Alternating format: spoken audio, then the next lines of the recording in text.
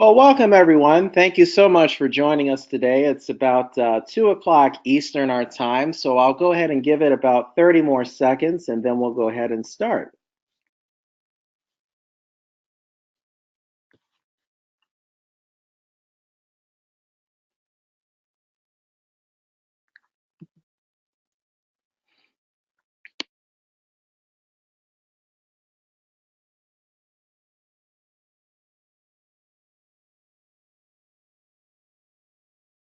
Well, good afternoon. Thank you again for joining our webinar for this afternoon. This afternoon's webinar is titled 2019 Specialty Drug Pipeline and Policy Outlook, a glimpse into potential blockbuster drugs and the policies that govern them. So before we actually get into the meat and potatoes of the presentation, let me tell you a little bit about Frier Levitt. So Frier Levitt is a national boutique healthcare law firm located in Pine Brook, New Jersey. Our 35 attorneys bring collective experience and backgrounds in pharmacy, hospital administration, professional licensing, attorney general actions, clinical practice, and medical billing. Through our experience in representing thousands of pharmacies across the country, we have developed strong relationships with key decision makers at each pharmacy benefit manager and have successfully fought on behalf of pharmacies and healthcare providers in conducting Medicare appeals. Frier Levitt provides directed and uniquely tailored legal services to specialty pharmacies, including network issues, state and federal anti-willing provider laws, regulations limiting specialty drug co-payments, and limited distribution drug concerns. Moreover, Frier Levitt also provides comprehensive legal services to our healthcare clients, including corporate and transactional services, regulatory advice, and litigation support. So now that we know a little bit about Frier Levitt, let me tell you also about Frier Levitt Government Affairs. Frier Levitt Government Affairs, LLC is a full-service bipartisan government affairs lobbying and strategic consulting firm providing advocacy exclusively for life science and healthcare sectors. We work with providers, healthcare associations and alliances, manufacturers and wholesalers, providing information and guidance on navigating governmental and political developments, and assist them in building working relationships with both legislators and regulators as well. So the reason I told you about both Frier Levitt and Frier Levitt Government Affairs is because, one, you're on a Frier Levitt webinar, but also because I serve two purposes in both companies. So I am Executive Director of Frier Levitt Government Affairs, and I'm also Senior Counsel with Frier Levitt Law. And you can see here as I'm telling you about this webinar and how it's going to be conducted, you can see the background information on myself. A little bit about how this is going to flow. Basically, what we're going to talk about are blockbuster drugs, what's hot in the industry, as well as some of the trending categories of disease states, different types of drugs. We're also going to talk about the patent cliff, some FDA policies that I believe are very relevant to this discussion. We're going to be talking about innovation within FDA, also reimbursement and how some of the FDA policies affect that, which I know that most of you are very concerned about as the market continues to move and you're thinking about new things for your business to get into.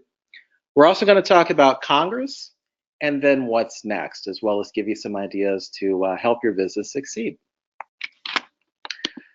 So with that in mind, before we get started again, let me go ahead and give you a quick disclaimer.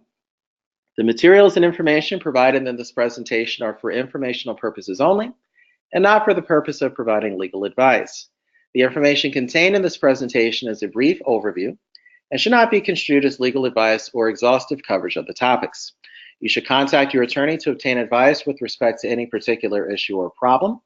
Statements, opinions, and descriptions contained therein are based on general experience of Frier Levitt attorneys practicing in pharmacy law and are not meant to be relied upon by anyone.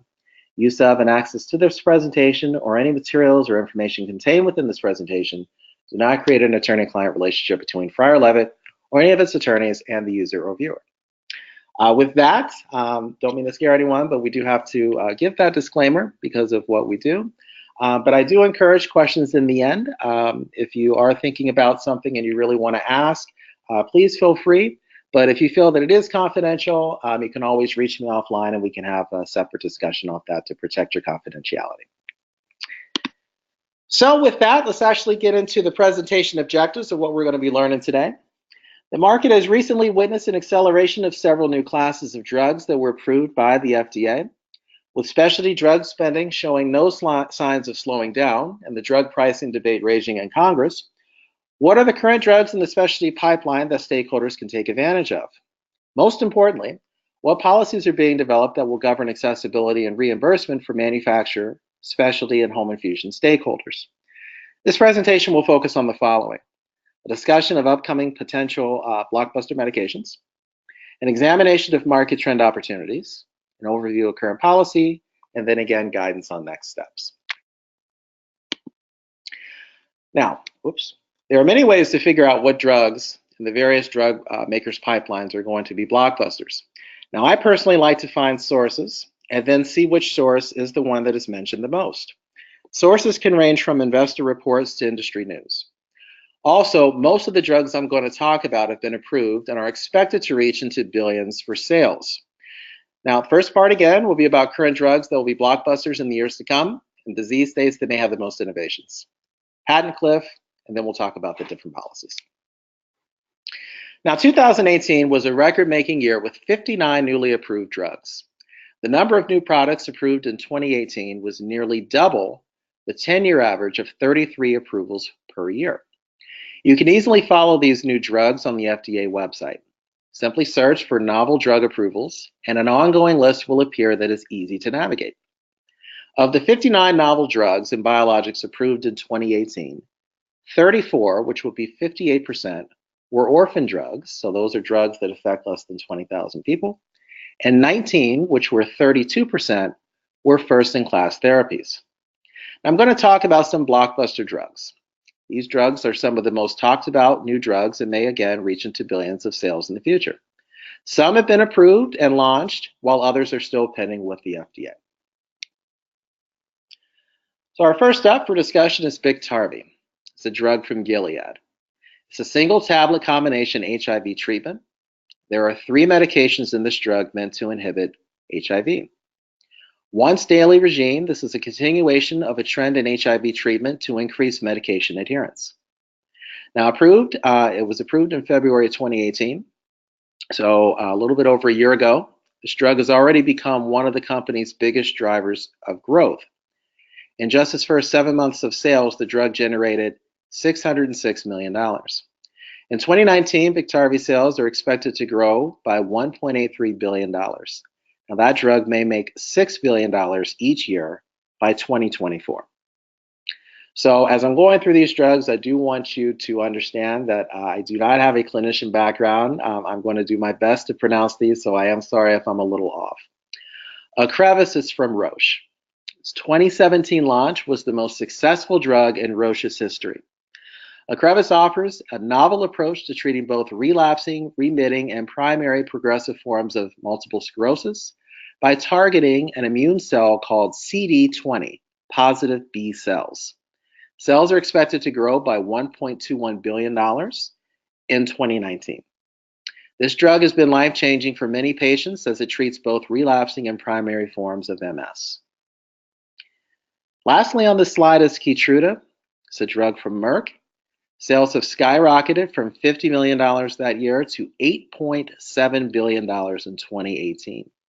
Keytruda is currently being evaluated for more than 30 types of cancers, and if that's true, that's really going to be the primary definition of a pure blockbuster drug. The drug also won new indications in 2018 for several types of cancer, including advanced Merkel cell carcinoma, which is a rare skin cancer. And despite growing competition in the market for immunotherapies, Keytruda's expanding list of indications has helped fuel its growth. In 2019, Keytruda will rake in an estimated $2.2 billion more than last year. So what are some of the hottest drug categories that are happening right now? Well, the first one I wanted to highlight is the anti-CGRP class. It actually treats migraine, so it's a migraine medication. Now, there are new treatments for migraine. It targets specific proteins and their receptors that contribute to this disease. It's a crowded space with 3 drugs. Aimovig from Amgen and Novartis are the current leaders in the market. Now, this is a new class of drugs that work by using specially designed antibodies to target specific proteins and the receptors that contribute to the disease.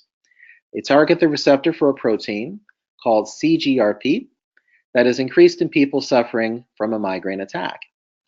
Now, Aimovig from Amgen and Novartis was the first to get approval for this new drug class, approved May 17 of 2018 as a way to prevent migraine headaches. Only a few months later, and there are now two other competitors in the market from Eli Lilly and Teva.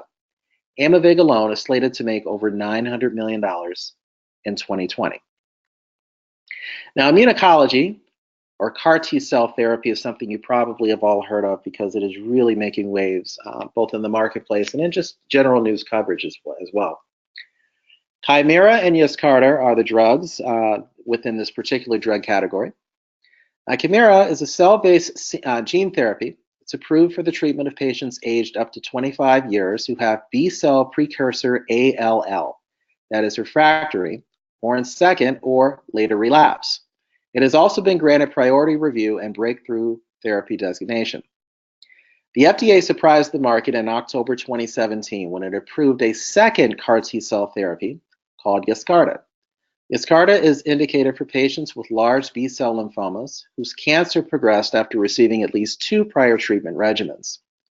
So what is CAR T-cell therapy and how does it work? Well, according to Memorial Sloan Kettering Center, CAR T-cell therapy involves arming immune cells with proteins that help identify cancer. After being infused into the patient, CAR T-cells persist in the body to become living drugs. Now, at the heart of this treatment are T-cells, a valuable part of the immune system due to the role they play in orchestrating immune response and in killing cells infected by pathogens. CAR T-cell therapy requires drawing blood from patients and separating out the T-cells. Using a disarmed virus, the T-cells are genetically engineered to produce CARs on their surface. Now, these special receptors allow T-cells to recognize and attach to an antigen on tumor cells. The CAR T-cell therapies that are furthest along in development target an antigen found on B cells called CD19. Once the collected T-cells have been engineered to express the antigen-specific CAR, they are expanded into the lab into hundreds of millions. The final step is the infusion of CAR T-cells back into the patient.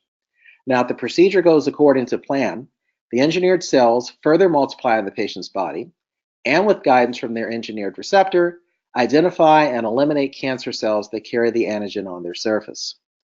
CAR T is the next generation of treatment for cancer. There are companies that are now currently working on this new CAR T treatment as quickly as possible, though with everything else it has risk.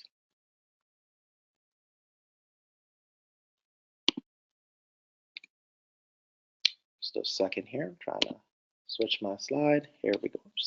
Here we go. NASH, and I'm going to try this, non-alcoholic steatohepatitis. No current FDA-approved drugs. I've been projecting this to be the next hottest category of drugs since Gilead's hepatitis C drug came out. Now, the National Institutes of Health estimates as many as 12% of adults have an illness called NASH. That's about 30 million people when you project it. It is a kind of fatty liver disease that can lead to cirrhosis and cancer. Right now, there are 4 phase 3 trials: Gilead, Allergan, GenFit, and Intercept Pharmaceuticals. And if anyone is madly writing notes, just understand that we will have a link where you can play this back later. But I just want you to kind of listen and just understand basically what's happening in the market right now. Whichever one of these 4 that gain market approval first will have a complete monopoly on the market. Gilead is also working on combination treatments for the disease. With this and its experience in hepatitis C, the industry is betting that Gilead is going to be the first out of the gate. Also wanted to take a look at the multiple sclerosis. That's another hot drug category that I've seen. With the approval of Ocrevus, the MS space has grown with innovative treatments that slow the progression of the disease. Mayzent by Novartis is the first and only drug proven to delay progression for typical patients living with secondary progressive multiple sclerosis.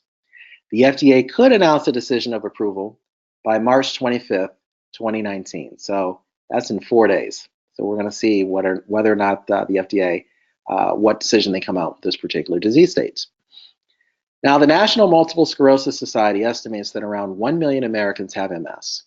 Of these, 85% will have relapsing remitting MS, and 80% of those people will develop SPMS.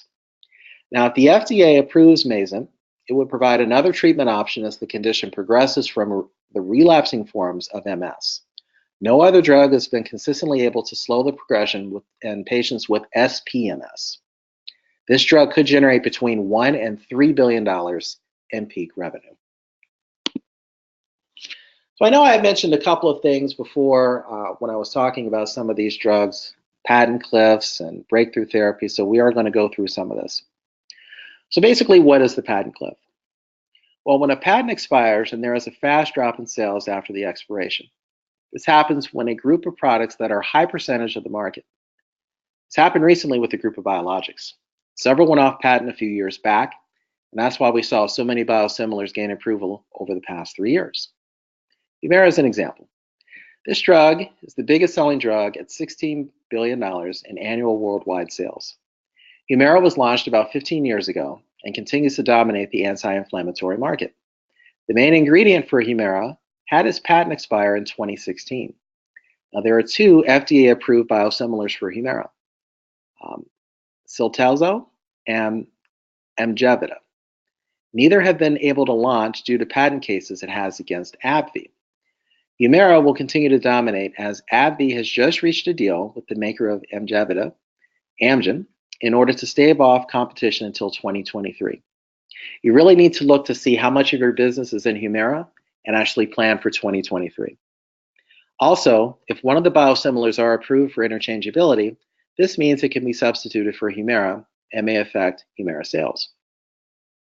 Now, right now, we're going through a second patent cliff. This actually started last year, so from 2018, and it goes all the way until 2024. And in this second patent cliff, there's about $250 billion in sales that are at risk, as several patents are set to expire by that time. AbbVie, Novo Nordisk, Celgene, J&J, they're set to feel the biggest losses in this time period. Though this second patent cliff may be offset by the orphan drug market that is actually set to increase at the exact same time. So what are some of the patents that are going to be going off the cliff? Well, Humira will face competition in 2023, and most of its patents will continue to expire. Remicade patents have already expired, and Stelara will face expiration in 2022. Celgene's Revlimid will face limited competition in 2022, and key patents for Novo's Levemir will expire in 2019 in the United States and Europe. This is major expirations in the anti-inflammatory chemotherapy and diabetes market. So what brands are going off the cliff? Well, there's a thing called the patent dance. Many drug makers like AbbVie have been fighting off competition by filing different patent claims. This then starts a complicated patent dance between the brand and the generic. Many biosimilars are starting to stay out of the patent dance and negotiate with the brand in order to come into the market. This is what Amgen did to AbbVie in order to start selling its biosimilar of Humira. Also, buying or creating its own generics and biosimilars, Amgen has several patents for both brand biologics and biosimilars. Focusing on other disease states, Gilead has now moved from its main focus of hepatitis C to HIV in order to stem losses from their patents.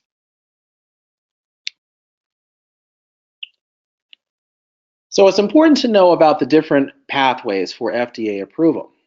For instance, the breakthrough therapy pathway was used for the new DMD, Duchenne muscular dystrophy drug, and it may undergo more FDA scrutiny because of this particular pathway. Now, when you see a drug use a specific pathway, it may indicate that the drug may or may not stay on the market. Breakthrough therapy. Acceleration of the developmental process for drugs that show a substantial improvement over existing therapies for serious and life-threatening diseases. Fast track, that's another process that I talked about earlier. This actually facilitates the development and expedites the review of drugs to treat serious conditions and fill an unmet medical need.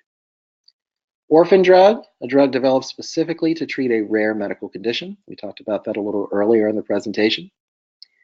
Priority review, this is another thing that the FDA does in talking about drug approvals. It actually places a goal of 6 months' time for the FDA to take action on an application. The FDA has more than just these 3 pathways to motivate innovation, but those are the ones that are frequently mentioned and used the most. So let's talk about some of the FDA policies that affect drug pricing. First of all, generics. The FDA has created specific policies in order to increase generics. Back in May, Commissioner Gottlieb sent out a press release regarding these policies. He highlighted the following: publishing a list of brands that are blocking access to samples and working with generics to get samples if there are REMS.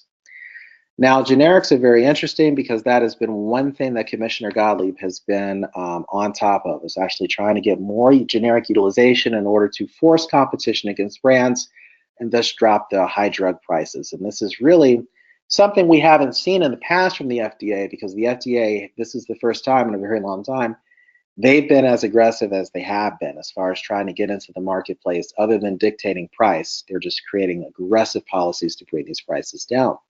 It's going to be interesting, and I do talk about Commissioner Gottlieb and his resignation to see how this continues, but we'll talk about that a little later. I do want to focus on biosimilars and interchangeability. The FDA has been working to make biosimilars easier to approve. They've released a biosimilar action plan which addresses 4 key areas.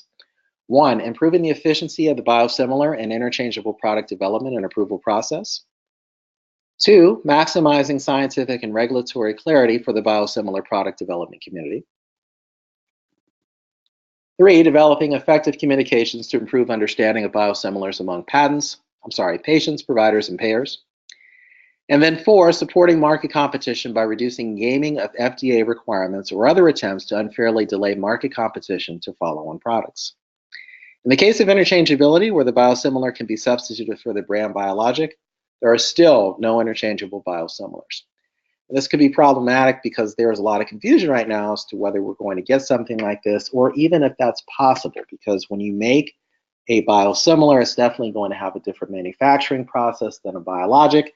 And that's, the debate. Is there something, if you're using something different, we're using live proteins, is that going to be the exact same and create the exact same result as biologic? Now, I've always used the term, if anyone has been to San Francisco, Boudin's bread, and I'm going to make everyone hungry right now. Hopefully you guys had lunch. But Boudin's bread, it's very good sourdough. It's almost the sourdough to go to in San Francisco. And, you take a different loaf of sourdough and it's got different proteins. There's different yeast things involved in it. So it's not the same thing, even though it's both sourdough. These are both different proteins that make up that particular taste difference. So it's kind of the same thing with biologics and biosimilars. Now, just the FDA again. I mentioned Commissioner Gottlieb is resigning. He's going to stick around until next month. But last week, the FDA did announce that the National Cancer Institute Director, Ned Sharpless, he has been named as the acting FDA commissioner. So it remains to be seen whether or not Mr. Sharpless is actually going to stay and be a permanent FDA commissioner or not. This administration currently has a lot of people that are serving in acting roles. I think that's what the president does prefer at this point in time. So we'll have to see whether or not Mr. Sharpless remains as the permanent FDA director. So let's talk about drug policy influence on innovation. Well, the IPI, this is something that had a comment period that actually closed December 31st of 2018. Basically, what is the IPI? Well, CMS announced a new payment model that seeks to reduce out-of-pocket costs for patients. This payment model arose out of the Trump administration's blueprint, the American Patients First blueprint, that was released earlier this spring, actually last spring. CMS, because we're now in spring. CMS is providing this notice of its advanced payment model through an advanced notice of proposed rulemaking. And again, I talked about how that rulemaking is now expired. The comment period closed December 31st of 2018. Now, this in-depth proposal will be in 3 stages, with one focused on the International Pricing Index model, otherwise known as the IPI. Specifically, the IPI model would initially focus on Part B single-source drugs, biologics, biosimilars that would encompass a high percentage of Part B utilization and spending. Now, the CMS Innovation Center would test this model under the 1115A of the Social Security Act. The model under consideration would include physicians, hospitals, and potentially other providers and suppliers in selected geographic areas. The IPI model test would include the following components. It would set the Medicare payment amount for selected Part B drugs to be phased down to be more closely aligned with international prices. It would allow private sector vendors to negotiate prices for drugs, take title to drugs, and compete for physician and hospital business. It would increase the drug add-on payment in the model to reflect a 6% of historical drug cost. It would pay physicians and hospitals the add-on based on the set payment amount structure. CMS would then calculate what CMS would have paid in the absence of the model before sequestration, and then redistribute the amounts of the model participants based on a set payment amount. It is confirmed through this particular proposal that CMS will issue a proposed rule in the spring of 2019, so we're on the lookout for that because we just entered spring of 2019, with the model commencing in spring 2020. Now, CMS stated that the IPI would run from spring 2020 until spring of 2025, so 5 years. It is interesting that this IPI model by CMS does come on the heels of HHS's report on drug pricing. That report is titled, "The Comparison of U.S. International Prices for Top Medicare Part B Drugs by Total Expenditures." As in the proposal, this report focused on the priority of a policy solution to rising Part B cost, which unsurprisingly are where specialty drugs live.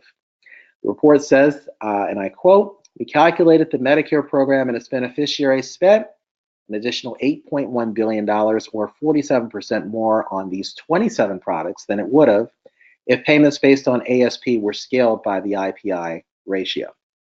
So it's really something to keep an eye on to figure out exactly what those drug vendors are, how that's going to impact reimbursement, and whether or not there are going to be any significant changes from the proposed state that it was in. Another thing that I want you guys to take a look at, if you haven't already, is ICER, otherwise known as the Institute for Clinical and Economic Review. ICER is an independent, nonpartisan research organization that objectively evaluates the clinical and economic value of prescription drugs, medical tests, and other healthcare and healthcare delivery innovations. Now, ICER has received attention in recent years by both the federal government and the state agencies. And what is surprising is that the VA is now relying on ICER in regards to drug prices in its formularies. Some states have considered ICER's assessments in covering the new DMD, that's the Duchenne drug that I mentioned earlier in the presentation. In response, CMS has issued guidance to states requiring them to cover drugs approved under the accelerated pathway as the DMD drug used. Now, in the debate regarding the value of new drugs, ICER is becoming the go-to resource. If you don't follow them, I suggest that you start because they are going to be playing a much bigger role. I do forecast that. ICER has been increasing its comments on drug values over the last couple of months and recently surprised, again, many with this VA stuff, so I mentioned that. They do have an important public comment period that just closed on drug prices. That's really something you should take a look at for your particular business and trying to figure out if you're looking at any of these new disease states or drugs to get into, how they may be priced just to try to get a forecast of what your reimbursement is going to be. But again, I think you should look at what ICER just did. Their draft protocol was titled the Unsupported Price Increase, the UPI. It's a report that analyzes significant prescription drug increases and looks to determine whether or not new clinical evidence exists that could be used to support these increases. Now, once finalized, these protocols will guide the development of the first of these annual reports, which is currently scheduled for release in October of 2019, so they are coming. Now, what do they want to do? Well, they want to propose to generate an annual report of about 13 drugs that have experienced substantial price increases over a 2-year time period. They'll review changes in the evidence base for these drugs, and they'll report on whether potential evidentiary support for these price increases is actually merited. ICER talks about how these reports are not intended to determine whether a price increase is justified, but they want to focus on whether or not substantial new evidence exists that could justify a price increase. So it's kind of hard to say that they aren't when they actually are looking at that. Manufacturers will have an opportunity for input, and specifically, ICER is going to ask each manufacturer several different questions. One of them is like, what new clinical evidence over the past 3 years demonstrates improved clinical or economic outcomes? Another question is something like new evidence relating to comparator therapies that manufacturers believe indicate new evidence of relative clinical advantages of their drug. So it's going to be pretty informative. I do foresee that reports like these will play a key role in determining whether biologics or biosimilars, for that matter, will be priced too high on the clinical value that they actually provide. The rebate rule, that's something that's hot. The comment period does end on April the 8th, so if you guys need any help and you're thinking about actively getting involved in that, please let us know. For those that don't know what the rebate rule is, it was proposed officially February 6th of this year. It's got a very long name, so we'll just call it the rebate rule. This proposed rule is a product of the administration's, again, blueprint, so you're starting to see different things like the gag clause with pharmacies, this IPI, and now this blueprint is coming to fruition. In it, the administration spoke at length about how rebates contribute to higher prices. This begs the question of whether or not the proposed rule can bring down the prescription cost that we've seen in several specialty drug classes, including oncology. But what is this rule? Well, essentially, the proposed rule would end the safe harbor provision under the anti-kickback statute for rebates paid to PBMs by manufacturers after the point of sale for a prescription drug. The proposal would then create a new protection aimed at helping patients by giving the patient a discount at the point of sale. So basically, drug rebates, they've been around for about 20 years. They were mainly used to lower the price of drugs so that Medicaid could lower its cost. Rebate utilization by PBMs increased shortly after the antitrust litigation in 1996 by pharmacists that actually challenged the manufacturer's ability to offer upfront discounts. After the court ruled that the discounts violated antitrust law, manufacturers began utilizing rebates in the form that we're accustomed to seeing today. So what's going to happen after the rebates? Well, at this point, it's unclear. As aforementioned, rebates have been a staple in our reimbursement system for quite some time now.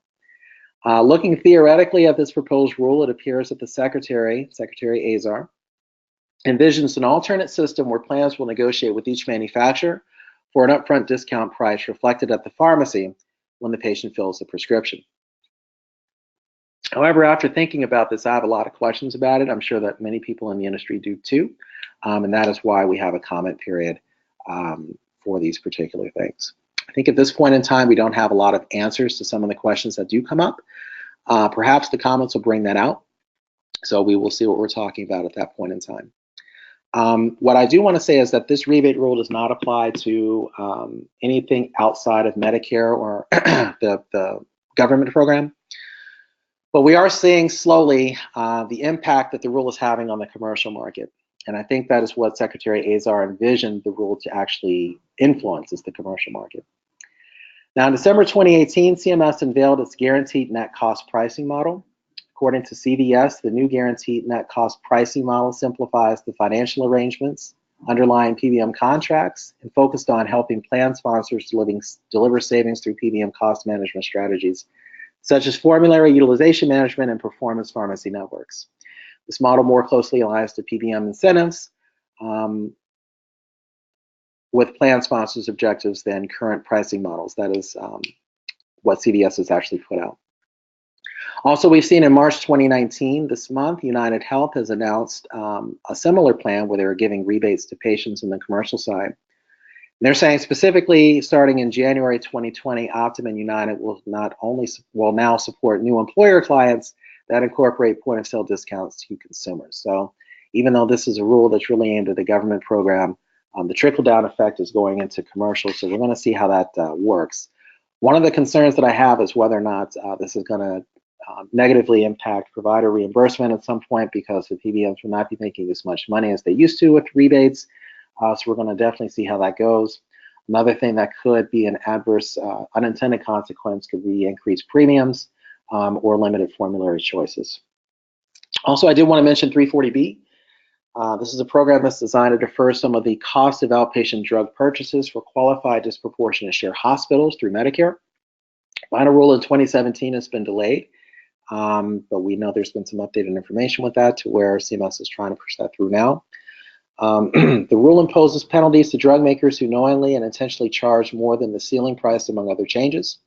The program has been subject to several congressional oversight hearings, and I do expect some of the changes in regards to the program, either via the final rule or a new law. Sorry about that phone ring, folks, on the webinar.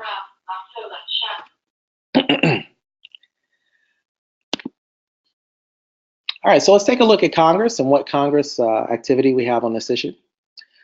First, we have the CREATES Act. Senator Patrick Leahy, he's a Democrat from Vermont, actually reintroduced the CREATES Act, the Creating and Restoring Equal Access to Equivalent Samples Act. This proposed legislation would allow a biosimilar or generic developer to bring a civil action against an innovator drug company if the latter refuses to make available enough products samples for testing.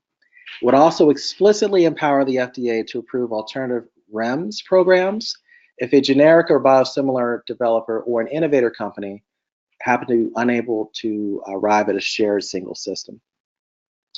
We also have the Prescription Drug Price Relief Act of 2019.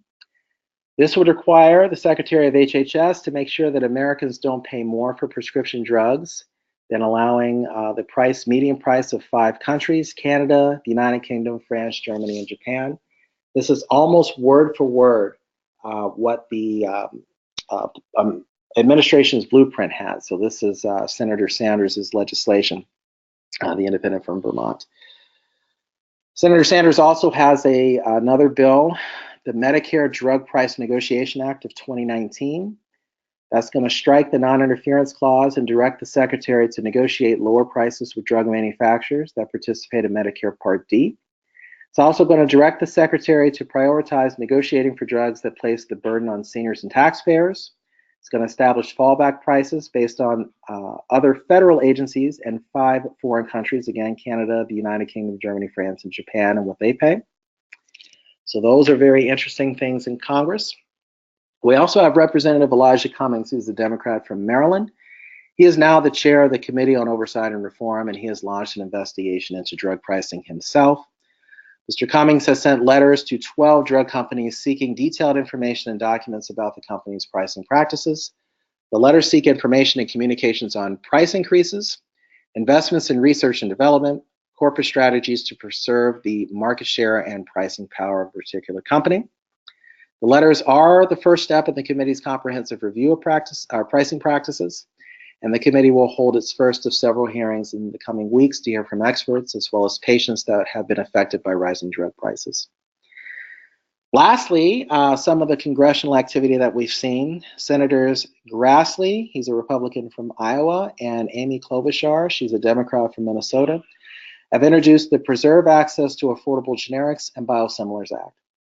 This bill proposes to prohibit brand name drug companies from compensating generic drug companies, to delay the entry of generic drugs into the market, and to prohibit biological product manufacturers from compensating biosimilar and biological products, as well as interchangeable biological products. So these are some of the policies. Again, you've seen the market, you've seen some of the FDA and some of those innovator policies. We've seen what types of drugs are hot. We've also looked at some of the congressional bills that do have kind of an indirect impact, but will have some say over the price of a particular drug. So lastly, what I want to talk about is what's next, and what should your business do to take advantage of some of this stuff. Well, I would look at states and to see how they manage their formularies. What are they deciding to cover versus other medications in the same category? You'll start to look at Medicaid. I know a lot of changes are happening in Republican-led states, or at least some of them, not all of them, regarding certain work requirements for Medicaid beneficiaries to figure out how certain Medicaid beneficiaries have access to Medicaid, whether or not they do. So you really should watch that. And just see what your Department of Insurance in each state is actually doing. That's going to give you some insight as to which direction some of these states are going to go. Also, what I would recommend is comment on some of these proposed rules that I talked about that came from HHS, such as the rebate rule. I would also follow legislation in both the state and federal level regarding drug pricing, because I don't think that's going to slow up anytime soon. And again, I would really watch for the FDA commissioner's policies. Gottlieb had a really insightful blog, and I hope that the new acting commissioner actually continues that. But it was really a line of sight into his thinking, and you can really try to forecast where he was going to move next. So we'll definitely see what happens after Mr. Gottlieb takes leave of us next month. Other than that, that's pretty much all I have on this particular topic. I do want to quickly talk about some of the tools that we do have that could help you try to figure out up from down in the situation, because there are definitely a lot of ups and downs when it comes to this particular issue. First, what we do have is our white papers. So if you're trying to figure out how do you talk to your legislators about these particular products, about how they're going to actually impact your business, we can definitely help you guys create a white paper, which would bring in different facts from the industry, maybe particular bills, and then some strategies that your particular company could do, and then circulate that around. It's a really good way to build your political profile and actually be seen as a thought leader. The second thing is we do have 50-state surveys. I know a lot of companies are expanding. Some people, especially retail folks, are trying to do more with mail order, and they're getting into different states, and they're really trying to figure out, okay, well, what does Vermont do versus Massachusetts, or what does Arkansas do versus its neighboring state? If you're looking to expand nationwide and you're trying to figure out the law on a particular issue, we can definitely help you out with 50-state surveys. So if you're looking at any willing provider, and you're trying to figure out, okay, I'm getting a hard time getting into some of these PBM networks, what does that mean? We could do research for you on that. So really, any of these other tools, lobbying, any kind of government affairs consulting, we can help you with that as well. So with that being said, here is my contact information in case anyone has any specific questions. And I'm looking at here, and I think we don't have any questions unless that has changed in the last 30 seconds. But that is pretty much it. If there are no questions, which at this time I still see none, it looks like I did a pretty good job explaining what this is. Again, that's my contact information, and I would be more than happy to talk to you guys offline. With that, I will give you your time back, because I know we were going to go to 3 o'clock, so we're slightly early. So I do want to thank you all for your participation, and I will see you next time.